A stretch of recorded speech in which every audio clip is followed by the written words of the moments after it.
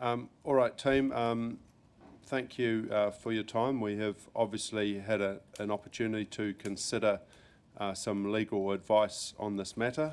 We are talking the Marine Precinct and the ongoing litigation, particularly around the leave to appeal and the stay application that has been filed in the court by Pacific 7.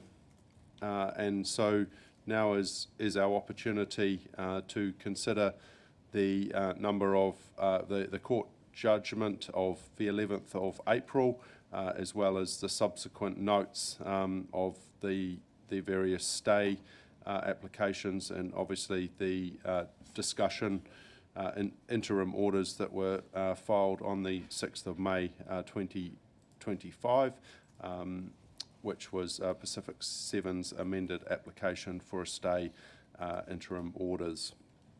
So that is the matter we are considering and how we are going to navigate this going forward, as to our discussion as to whether we should be abiding by the court or opposing the orders that is in front of us. And I'm happy to answer. I'm happy to open it up for any debate if people would like to. Yep, if you've got any questions. Just in terms of the process, what would happen if this council simply referred to Resolution A and voted on just simply receiving the report? What would be the consequences of that, and just let staff do what it wishes and progresses with whatever actions the organisation chose to take? If I can give a bit of context around my question. Well, no, I think we'll throw that to Christine, maybe around what delegated authority and yeah. So the council has an obligation to lodge a response in the court. That's been set down in the court minute that's been provided to you. Currently there's no staff delegation in our view that would enable us to form a view on what we should be putting to the court. You gave delegated authority to the Chief Executive in respect of sort of more procedural matters, but we think that this goes further than what you intended when you set that delegation in place. So we have discussed it and we felt there really needs to be a council resolution. It's not appropriate for staff. We have no delegation.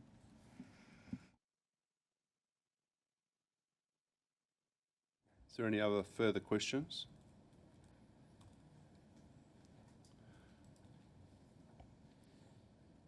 Okay. Would we like to have a discussion before we put a motion on the table? Is there?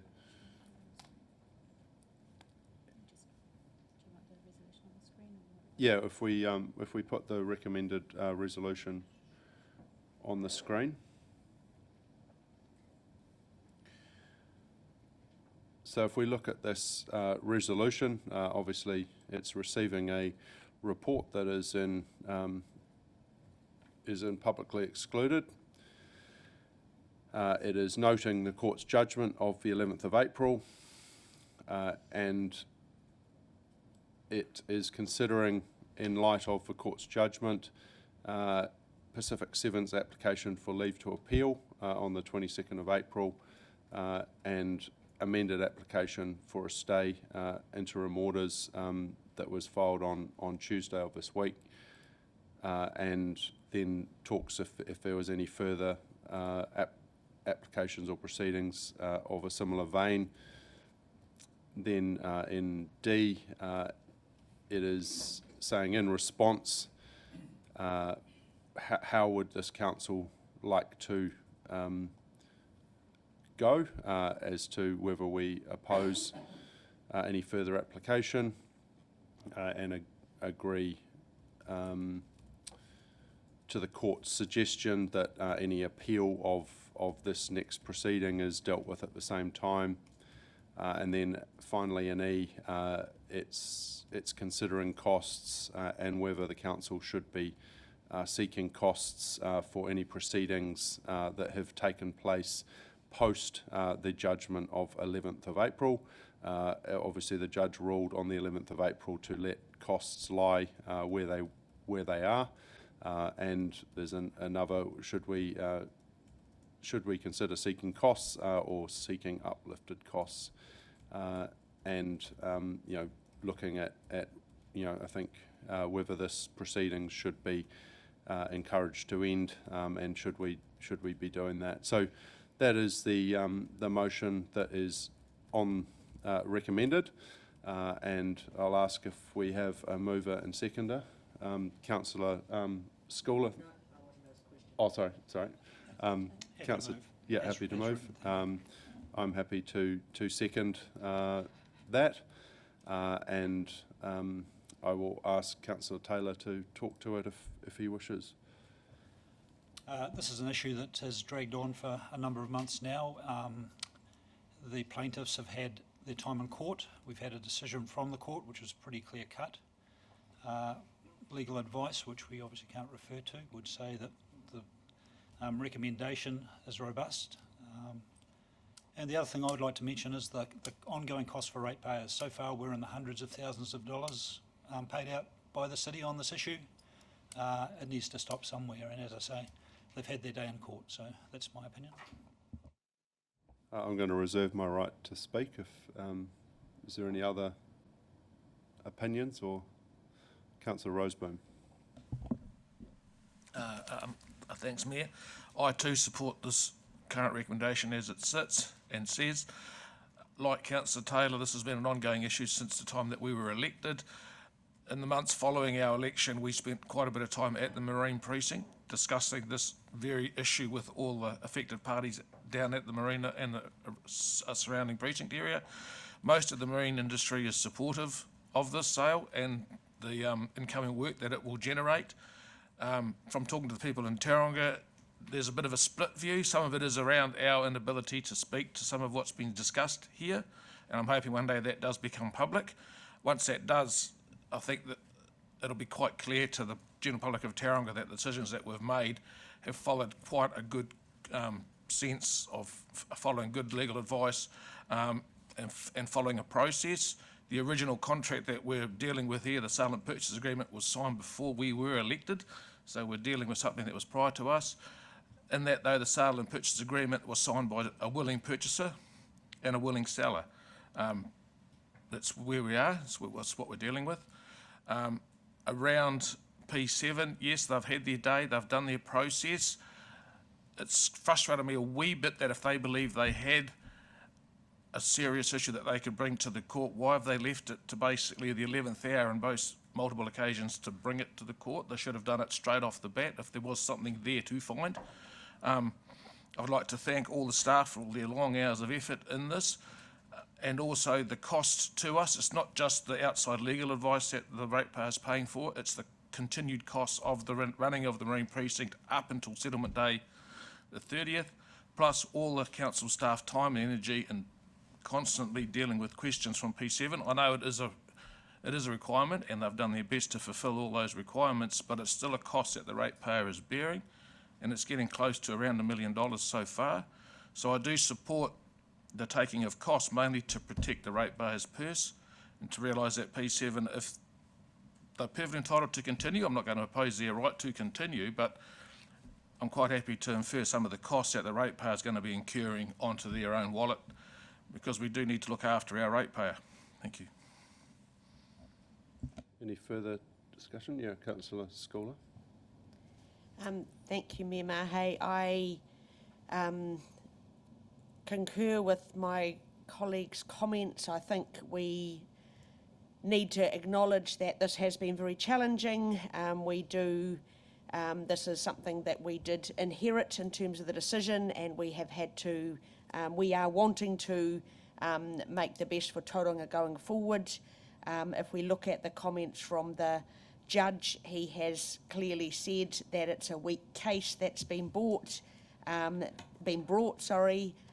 He has also said he has been unable to establish a material error in law by Tauranga City Council.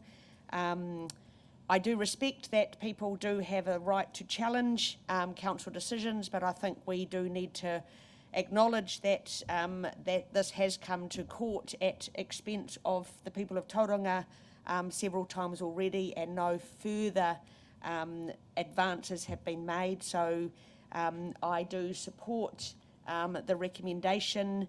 I just do want to ask on E3, is that reserving the right to make a claim different to 2, which is seeking uplifted legal costs? Are we already deciding 2 when can we also then reserve the right?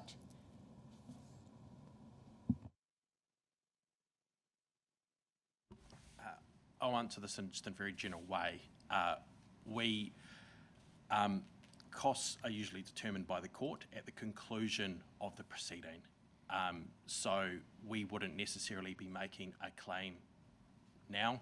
We would simply be putting Pacific 7 on notice that we hold it liable for costs going forward, and at the appropriate time, a claim will be made.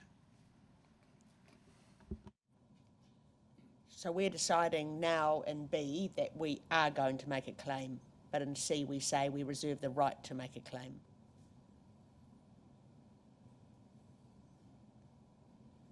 No, I think C is around encouraging Pacific 7 to end the proceedings, and that is saying one of those reason is reserving the right to make a claim for legal costs. So We've already, if we do 2, then E2 says we've already... no, so that's, I'd rather not have that last bit.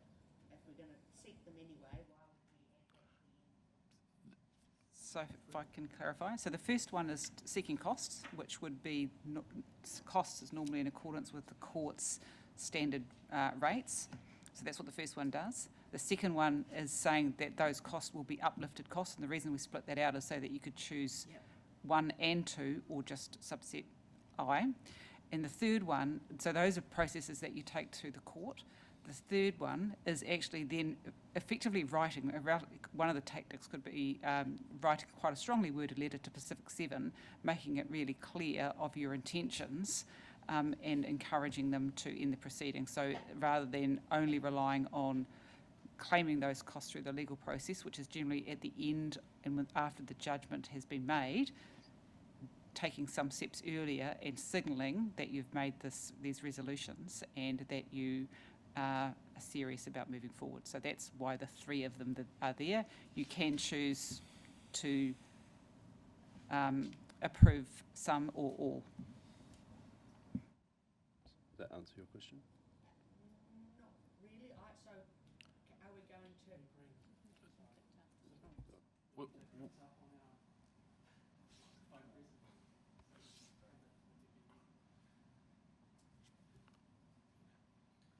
Could I clarify that without Roman numeral 3, there's a possibility that Pacific 7 may not know that this council has decided to pursue a claim for costs. So Roman 1 and 2 is about making a decision to make a claim for cost, and Roman 3 is about letting Pacific 7 know that that is your position, which could be used as a mechanism to help persuade Pacific 7 to discontinue with the proceedings going forward. Sorry, but 3 says we reserve our right, but 2 says we've already decided we will. No, that's as part of informing.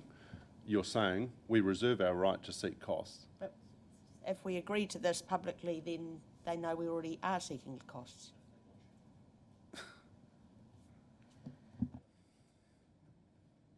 Well, we could just say we are seeking costs. Well, that's what I wonder why you wouldn't. Yeah, But I think it's... we either are or we're not.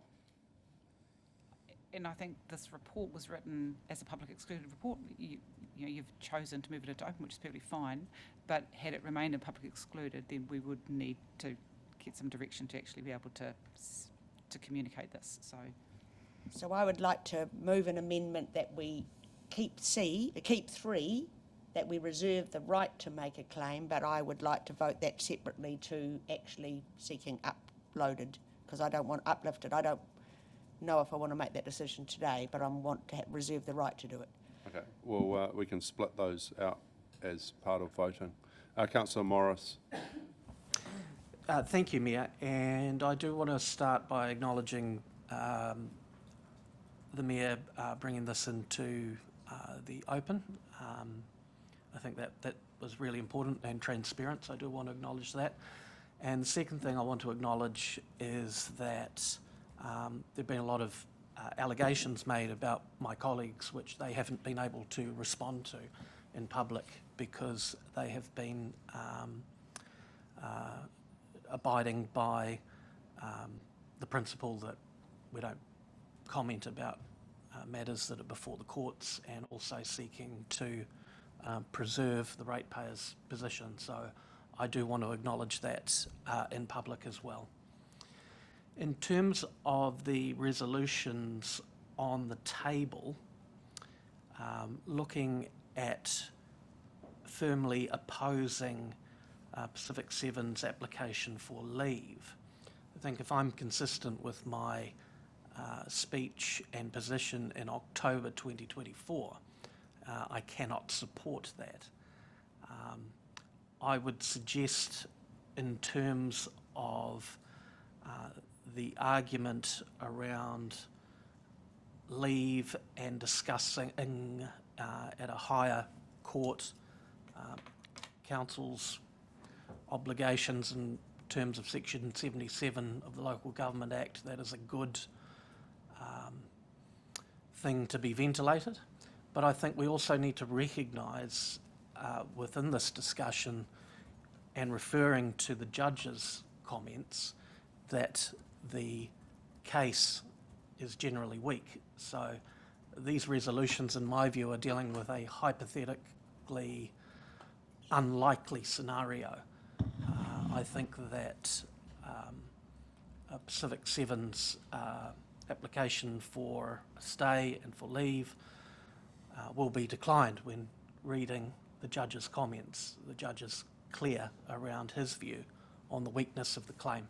So I think what we're talking about here is somewhat hypothetical. That being said, and I do acknowledge colleagues' speeches around the ongoing nature of this claim and seeking to preserve the ratepayers' position and their money, and I do appreciate those comments. What I would say about that is that rather than pursuing costs against Pacific 7, Council would be better placed pursuing costs against the Crown, which was warned repeatedly by senior people in the city and through the media that decisions of the nature of the Marine Precinct were being made, and the Minister for Local Government chose not to intervene. If the Minister of Local Government did intervene, we wouldn't be having this discussion around the table today. I am convinced of that. Because the comments that are public that have been made and sanitising for the dignity of the chamber, we're saying that this, there have been comments made that this decision was specious, a specious deal. I agree with that. We've had MPs, members of the community, and even the Office of the Auditor General saying that it is waiting until potential judicial review proceedings have been completed before looking into this. So I think that it would be unwise to do anything other than to abide, the first point. Moving on to the decision, what's not a decision before the council today, just as I wrap up my speech, but around judicial review. I think if there is an application for judicial review in the future, that it would be unwise for the council to oppose that, because it would be good, and I think it is in the public interest, to ventilate some of the decisions around the Marine Precinct that were made at the time. And of course, in the unlikely event that it was given leave, and in the even more unlikely event that a judicial review found that the council acted unlawfully, then the council would need to I think, seek costs from the Commission for acting unlawfully.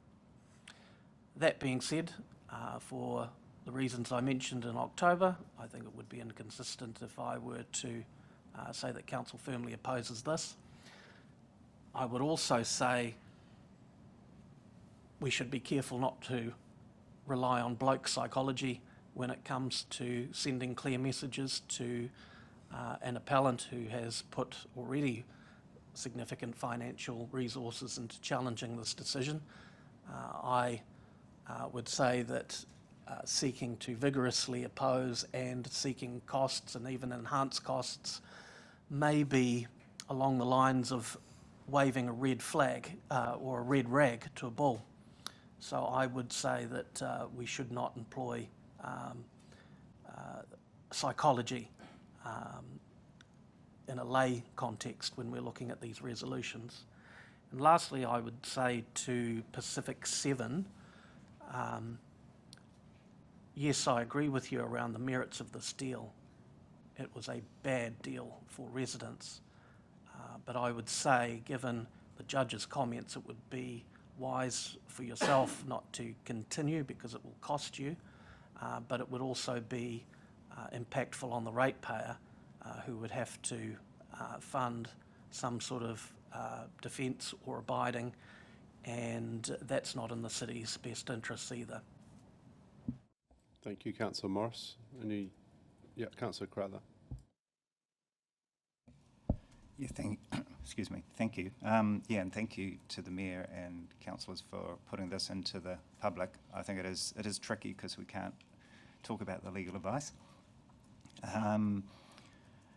I don't fundamentally oppose Pacific 7's applications on the grounds that I think there could be significant public benefits that could be gained from abiding by the court.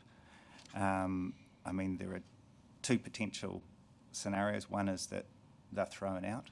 The other one is that the court accepts one or other, the stay or the appeal, and we've got legal advice as to what they think is most likely.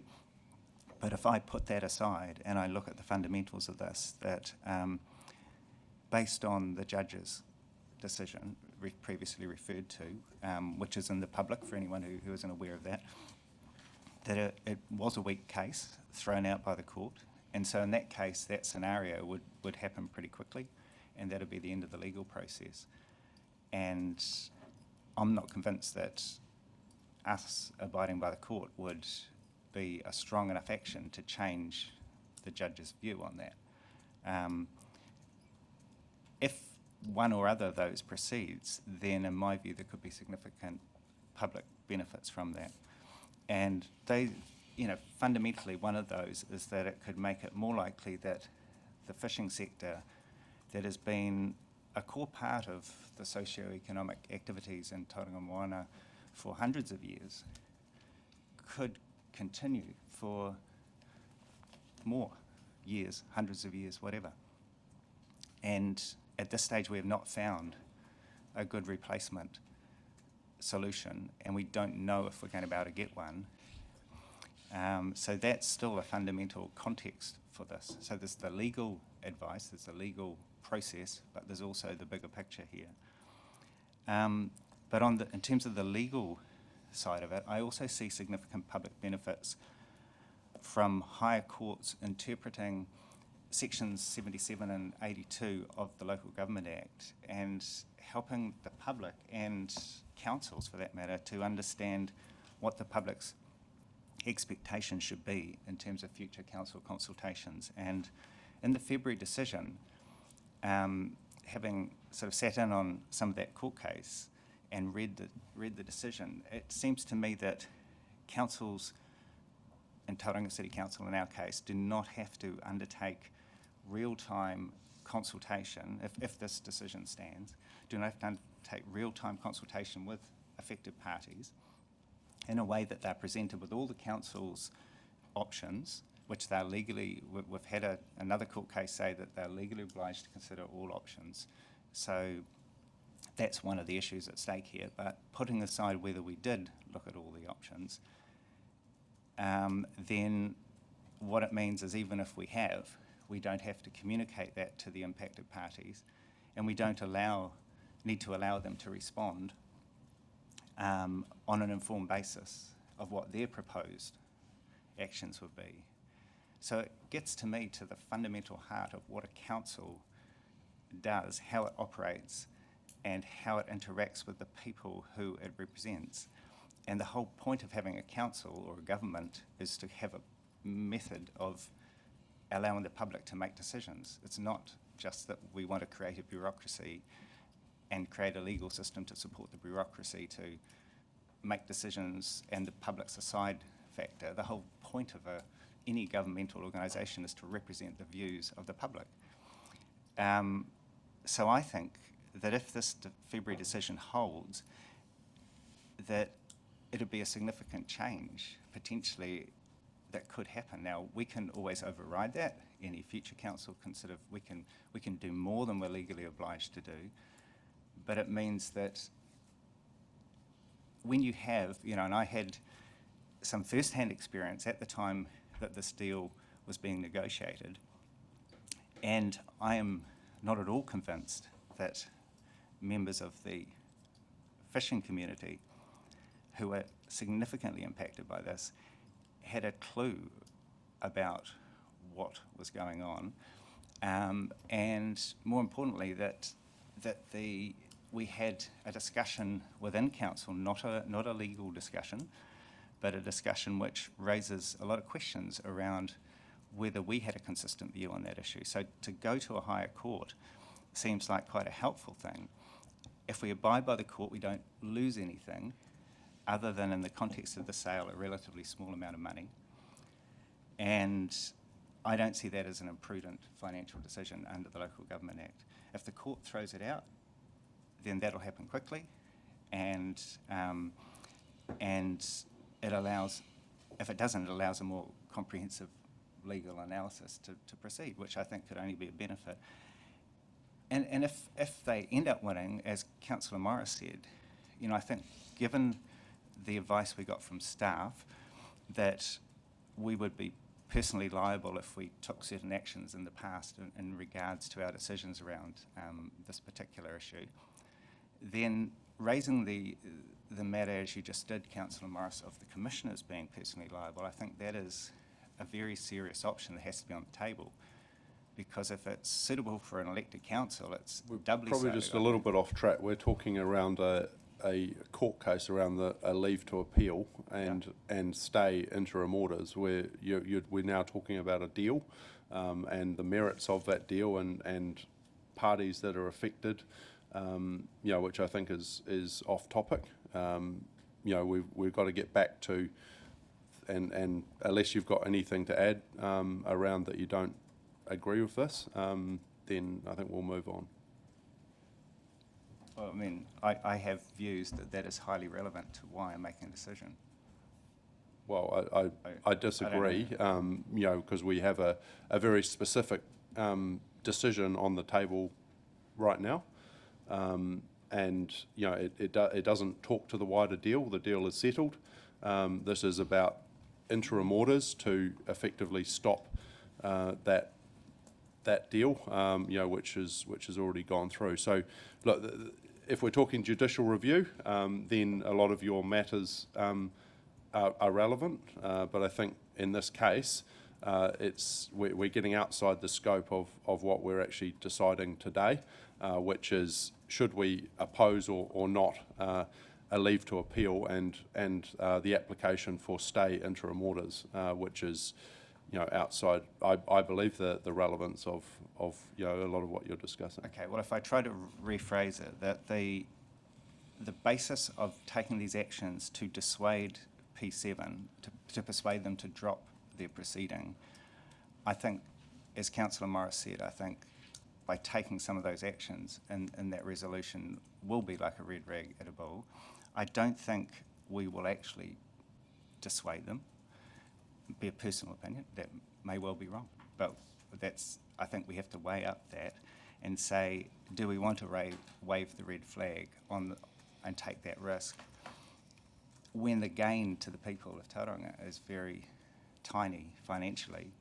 Well, again, I disagree around this case. Maybe there is a wider benefit in a judicial review. No, I'm Because then you're saying- looking at the decision. This is around a stay or an interim order to stop Yeah, what is progressing I'm right saying now. if that is under that legal, the resolution there, I'm talking specifically around that, I think in the context, it is not a big financial impact, but on the other side, there are significant public benefits. So similarly, I think while we may, by not supporting the costs, the resolution around the costs, while we may limit our ability to get costs recovered, I actually don't support us asking for those costs to be recovered. They're currently very small. We're told that based on the judge's decision, that it is not a strong case. So those costs will not be significant if it is thrown out. So I don't support that part of the resolution. And because of the matter of public interest, I don't think it'll be supported by the members of the public. So I don't see any reason to support that. All right, thank you. Councillor Baker. So, point of order or clarity, I don't even know how this works, because we've got, I'm wondering, we've had alternative options suggested by two of our councillors without any firm amendments. Are they suggesting that they would be prepared to, can I ask through the chair, is that allowed? That, would they be prepared to support a recommendation of similar vein if there were amendments there? Because otherwise it's just, to me, it looks like an opportunity to save face and not make a robust governance decision. Well, I think there's an option to vote against the resolution. Obviously, if the resolution doesn't pass, then there's an opportunity to have a different amendment. So I think from what I hear, there's probably general support. What we've heard from a deputy mayor that she'd like to take it in parts with just one part. But again, if there's any parts that people would like to take in parts, I'm happy to look at that. So, yeah.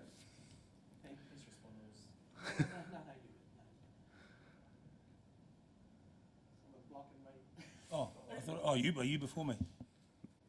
I am now. I'd like D2 to be taken in parts because I may vote in favour of that. I think there is benefit to these being held at the same time. Cool. D3, sorry? D2. Oh, D2. Yeah. Yeah. And yes, if this motion fails, I would be prepared to move resolutions accordingly that Council abides by the decision and does not seek costs or enhance costs. Thank you. Councillor Corrat. Then we've got Councillor Schuler. Oh, I would support you in your endeavour if you wish to move an alternative resolution to simply abide by the court. This is quite a large report, and given that we didn't receive this until 7:35, I think it was last night, and I had something else on and managed to read it for an hour before I had to fall asleep. And then picked it up this morning, so it's been a bit of a challenge. But from what I can see, I'd prefer not to continue with this adversarial approach, which we seem to have got ourselves into. We're representatives of the community out there, and we should be acting in the best interests of the community. We've got a deal, and that's done, it's all over. We are looking in terms of what we see in front of us here and the best way to approach it. And as I said before, I'd prefer to have a neutral stance and just abide by the court. I see there is significant issues around Section 77 and that the commissioners didn't take into account, what is the terminology, all practicable options in terms of moving ahead with this preferred deal rather than looking at what the other issues are out there, such as the black vote community. and what other practicable options there were in terms of delivering a better outcome, because clearly this outcome is not good, not positive for the black vote community, and it has dire consequences. And in terms of a memo, that was a TCC memo of January 2024, and if I could just read a reference to that. And we are made aware that there's only one of the commissioners we can confirm, and that's his verbal recollection. Is there a problem with me speaking about this? That's just probably beyond the scope of what we can discuss. So that's confidential information? Yeah. Can I just say that there's no substantial evidence that the commissioners were aware of the reference of that No, I think memorandum? just be very careful what we're saying. Yeah. So that information around that memorandum wasn't part of the judge's report or the court report?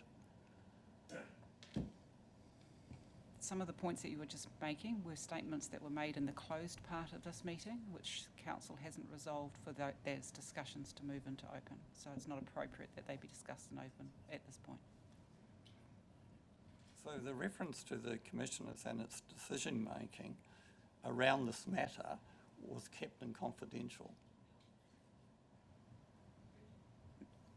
The judgment of the judge covers matters associated with the overall information that the Commission had available.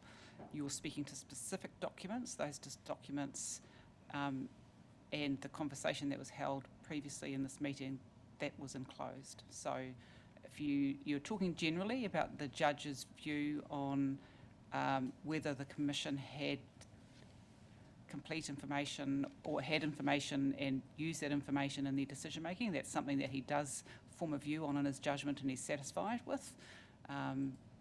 But some of the other statements that you're making, I think, relate to verbal conversations that we had enclosed. Sure, okay. But the reference in this report to the January 2024 memo, that was... This is in publicly excluded, the report. That's also confidential. So we can't discuss the report.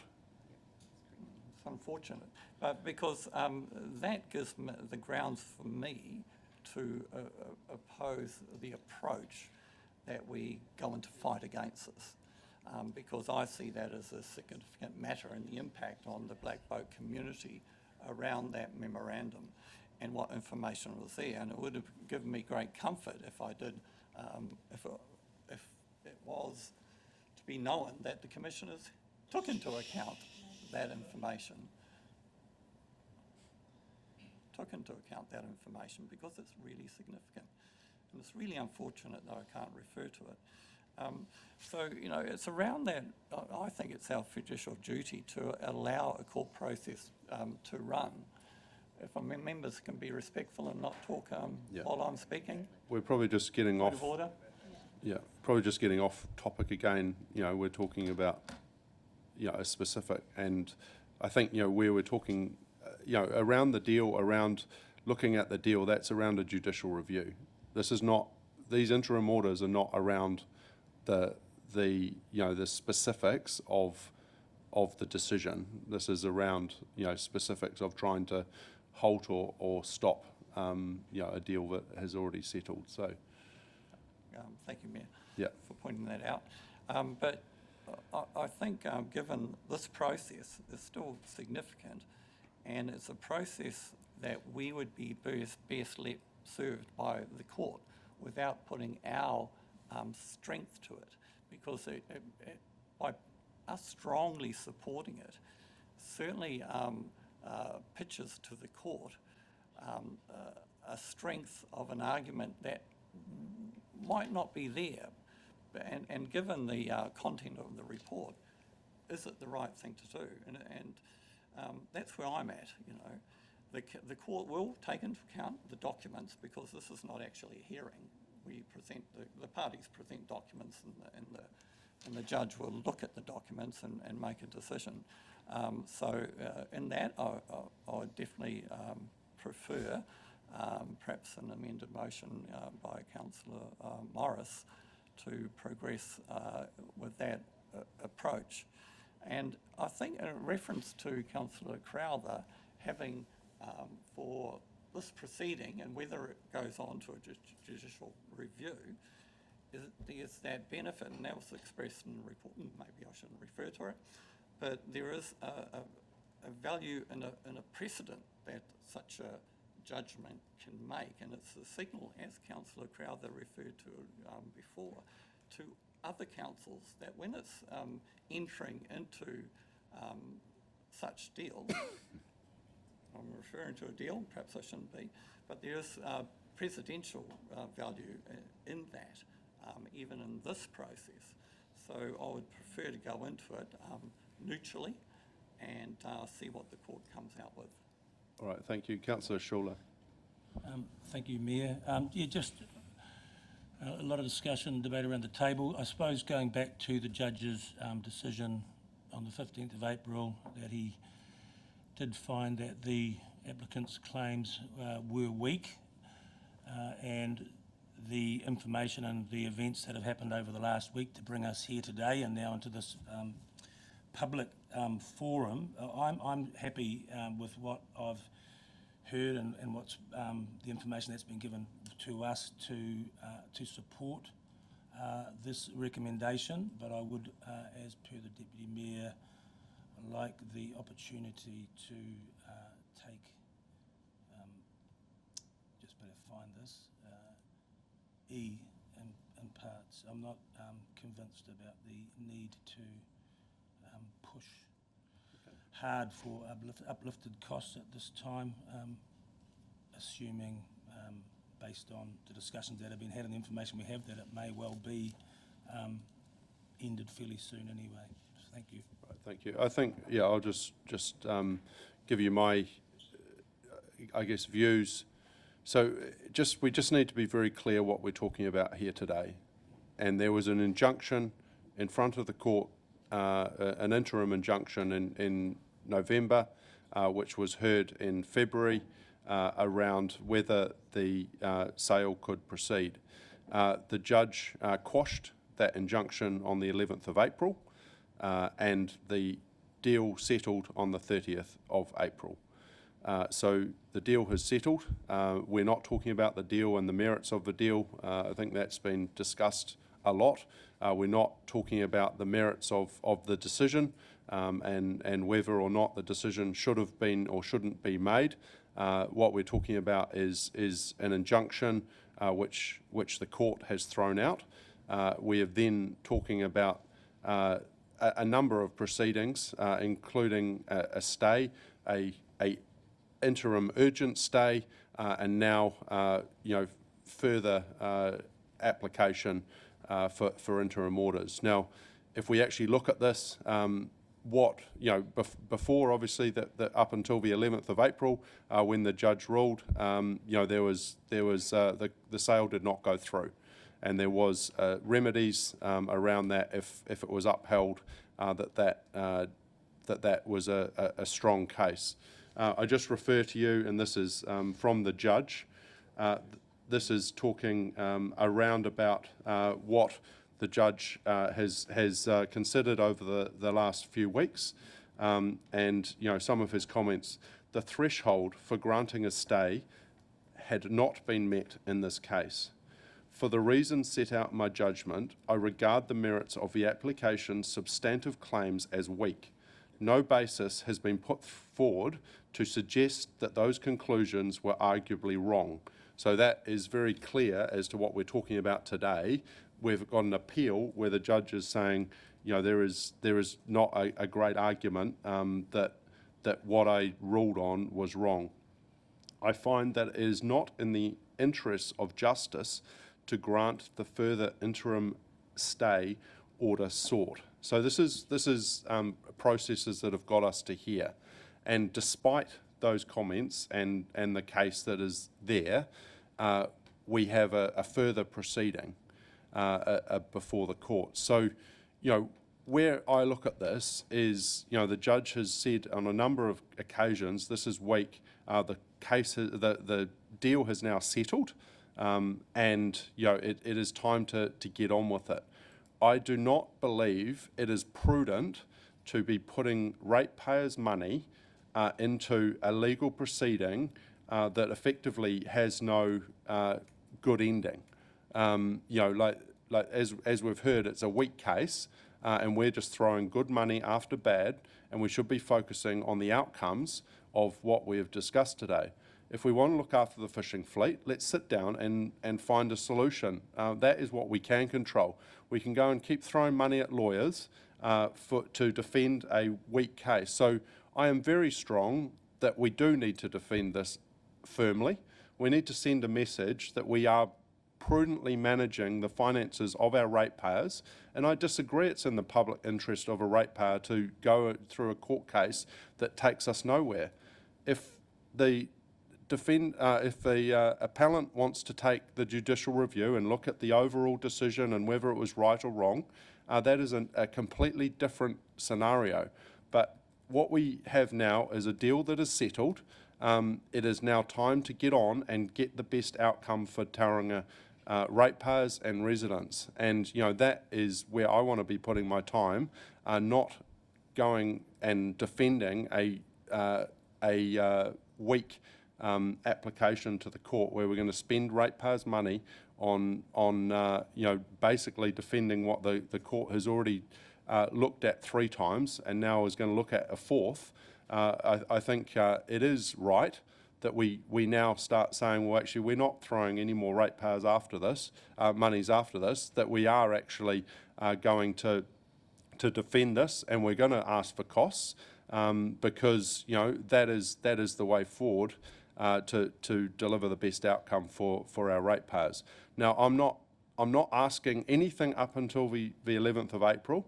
That is done. The court has said where those costs lie, and that is absolutely acceptable. That the decision was challenged, it went to the court, and the court has ruled. But once the court has ruled, and you keep going back with the same arguments, which have already been told, you've already been told a week, then that is being a nuisance and a cost to ratepayers that I don't believe, as prudently financial managers, we should be allowing. So I strongly oppose this, and I believe the best use of our time and energy is to oppose this, seek costs, and going forward, if we want to find solutions, let's sit down. And what I can say is the discussions I've had so far, we are not displacing the whole fishing fleet that they don't no longer have a home, and that is something that is very clear in this, and I'm very determined to continue to look for solutions, but we've got to sit at the table, and going through the courts is not the way to do that. So, Councillor Taylor, have you got any? Did you want other councillors to speak? I think everyone has spoken. Oh, unless Hemi wants to have a.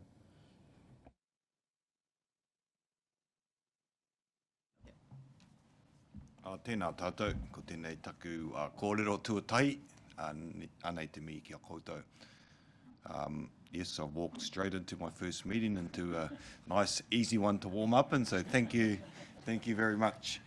It goes without saying this has been in the public domain, so up until my swearing in yesterday, I've probably seen and heard a lot about this.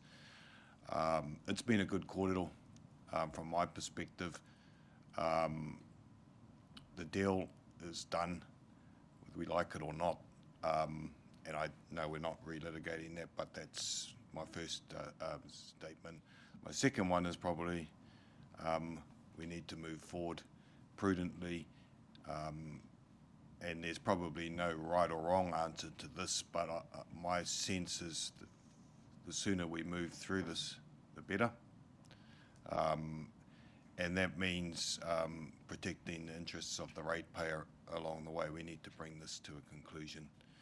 And so I've heard enough to make these decisions that I will be making, but I support us moving forward and bringing this to as quick a conclusion as possible. and that really is taking the advice that we have been given.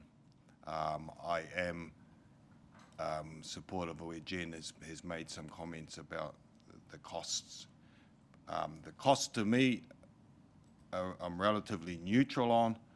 I'm fairly strong in bringing this to a conclusion.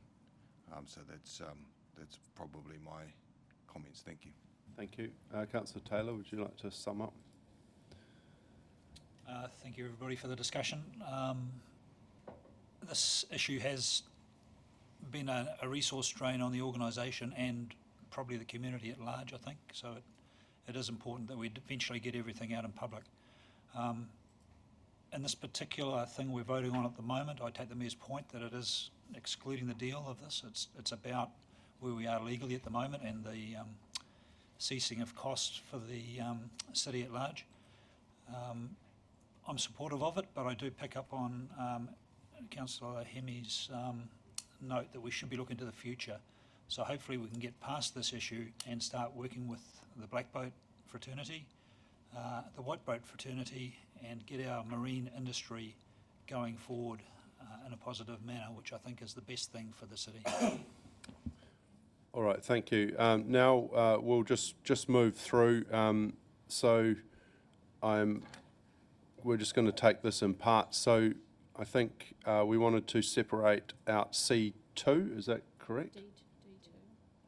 Oh, sorry, D. Just do A to C and then. Yeah. Okay. So we'll do A to C. Is that right? Yep. We do A and B, because I do Yep. want to receive the report. A and B. Yep. So I ask all those in favour. Those against? Okay, that's carried. Thank you. So we'll take C. You're happy to take that as, yeah, okay. So all those in favour of just C, that's 1, 2 and 3. I, if we just raise our hands. So that's, yes, so that's Baker, so it's just, Just, and those against? it's Crowther, Morris. and Currat. Yeah. Everyone else in favour, so that's. Okay, that's carried. D, did you just want to take 2 separately, was it, Steve? Or?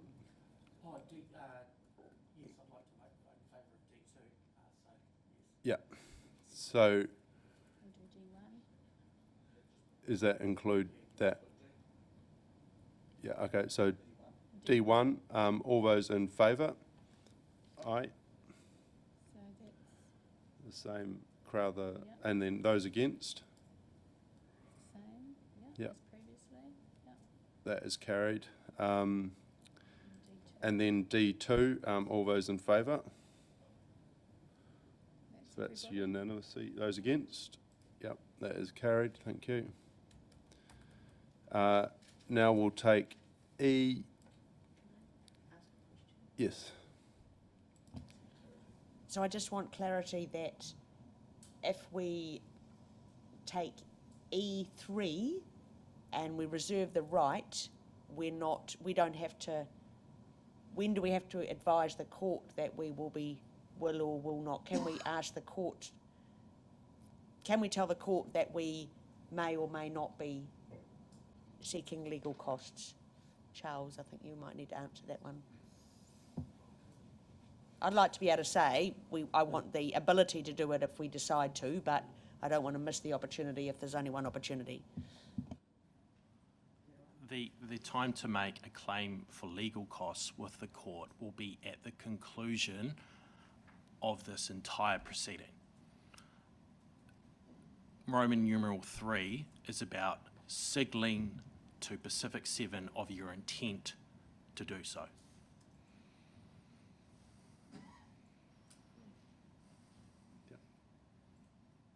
Oh. Try that.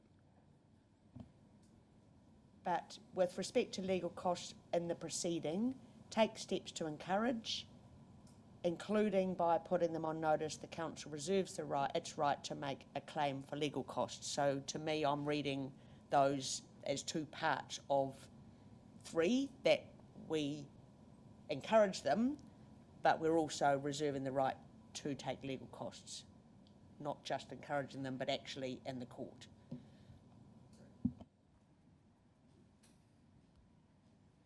All right, so we'll take E1, which is seeking just standard costs.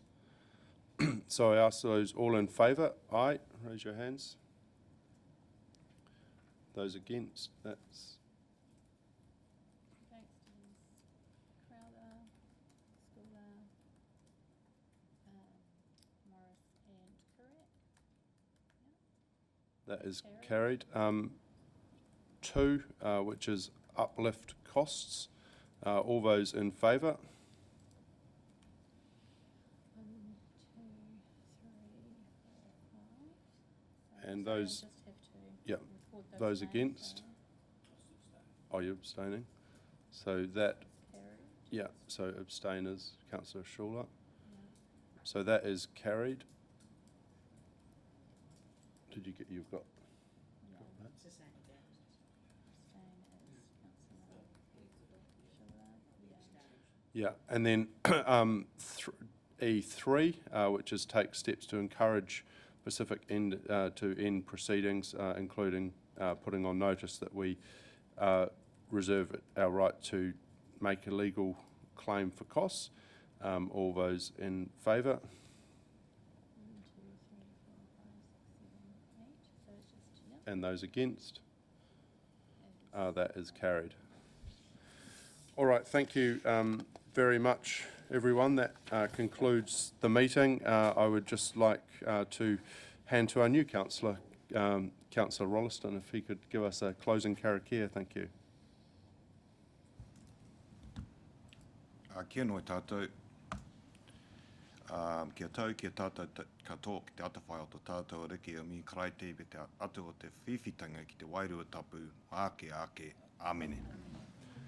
Thank you very much, everyone, for your attendance. I declare the meeting closed at 10:46. Thank you very much. Okay, late as for my training now, aren't I? Wow, the facilitator's not even there. So Oh, wow. the facilitator's a CJ and Coral, so you're all good.